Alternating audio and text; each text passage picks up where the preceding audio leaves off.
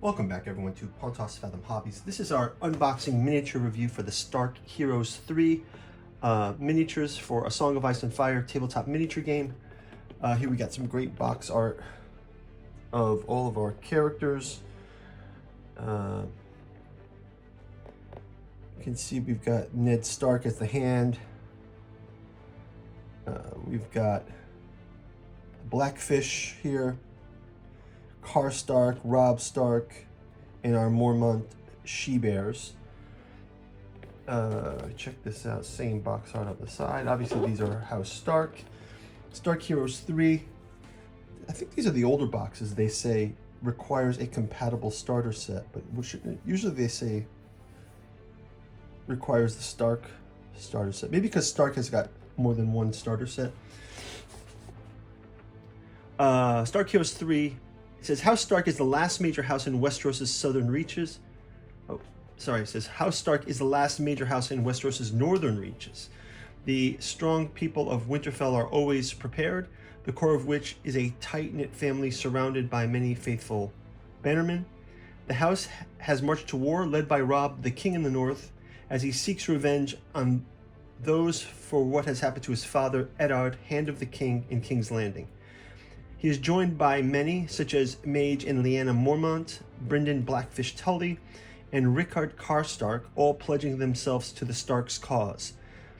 These hardy individuals will show that House Stark's toughness against the cold shall spread to all corners of Westeros. So we got 6 miniatures.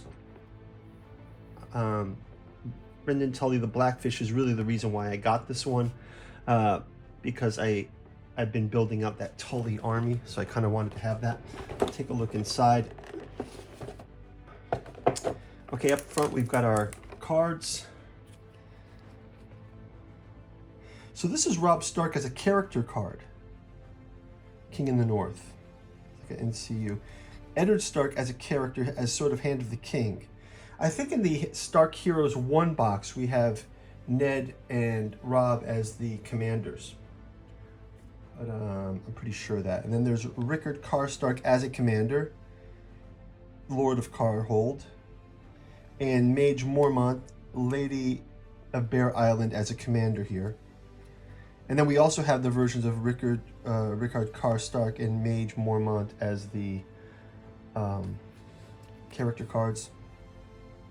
Then we have Blackfish, Brynden Tully as a commander, Lyanna Mormont as a character, and Brynden Tully as a character also. So we get him as a commander and a character.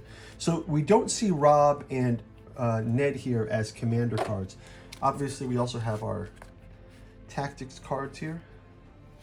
And again, we can look at the artwork for these as we go into each of the minis. So let's kind of pull these out. I will put this up here like this, perhaps. This, and maybe I'll put this over here. Okay, let's take a look at these minis. So right away, let's jump into, let's look at Robb Stark. Robb, King in the North. Let's see his card here.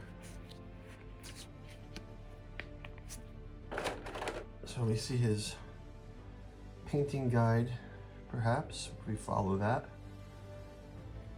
I usually do follow a lot of that box art, but you see Robb here, he's got the, see now this is really well done because it's going to be very easy to paint that with the raised wolf. I mean, I'm so not detail oriented in my painting, so I could back coat that and then the raised wolf insignia will be easy to sort of, I've had trouble with ones like, say, like the Lannisters, because the relief is so low that it's kind of fiddly for me, at least.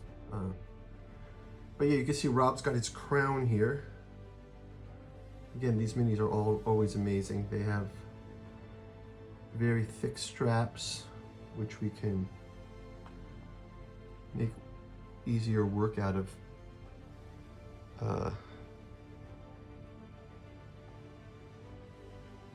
Painting.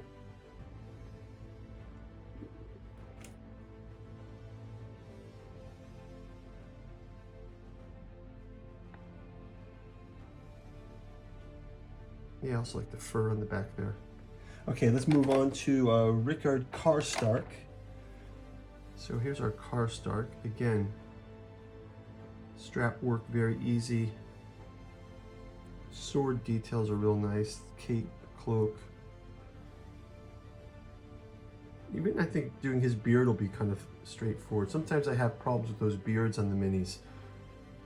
The fur lining will be easy to dry brush.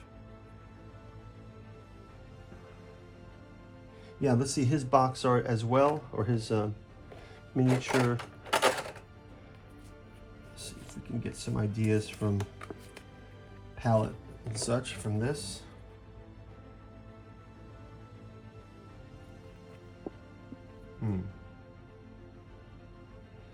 Okay, next up, let's go to Ned Stark. So again, we have Ned Stark here as the Hand of the King. Eddard Stark character as the Hand of the King.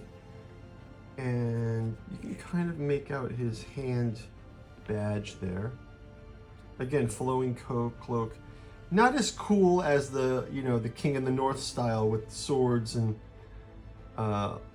looking formidable. I think that's the Heroes 1 set. But this is kind of a cool card because this shows, like, this is the last days of Ned Stark going to assist his friend Robert as Hand, and then the ultimate betrayal there by the Lannister conspiring forces in the Game of Thrones. Let's go to Mage Mormont here. We've got her as commander of the Mormonts. So she is here, Lady of Bear Island. Lots of Mormonts in Song of Ice and Fire. Great cloak, great staff. Lots of details in the different layers of clothing that'll be easier to paint out, so that's kind of cool. And her younger counterpart, Lyanna Mormont, the youngest she-bear. Again, another one of these simple attachment characters.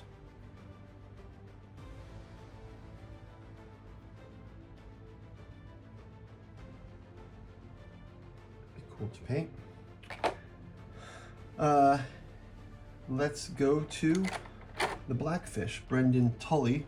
So we get 2 Tully cards here. Here's him as commander.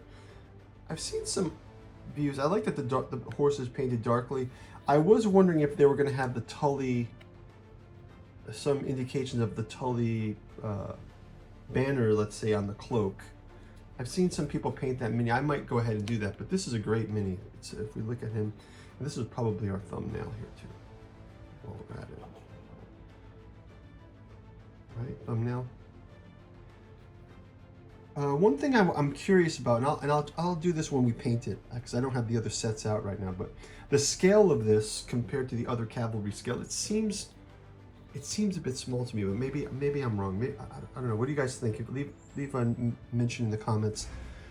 But we've got his cape, we've got his boots. The horse is not armed, so one thing that's going to stand out on the tabletop, I think, is we've got Blackfish here, but then we on mounted, but then we've got the Tully Cavaliers, who are kind of like paladins. They're in full plate, so he's the leader here, but he's not quite. I mean, that's his heavy cavalry that he's got. But yeah, interesting. I'm thinking that there'll be more Tully kind of scenario battle reports that'll get out there now that I've got the Blackfish out there. So what else do we have on here?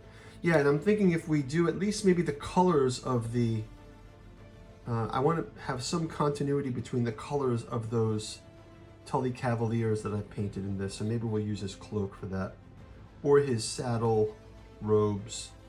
As you can see, oh, there's a sash here on this front that we could do something, but I don't see any of those Tully fish anywhere. So I have seen people paint like the Blackfish of the Tully banner as Song of Ice and Fire has it, so that's something we might do. Okay, let's look at these on the, let's take a look at these in detail, and then we'll see at the end of the video.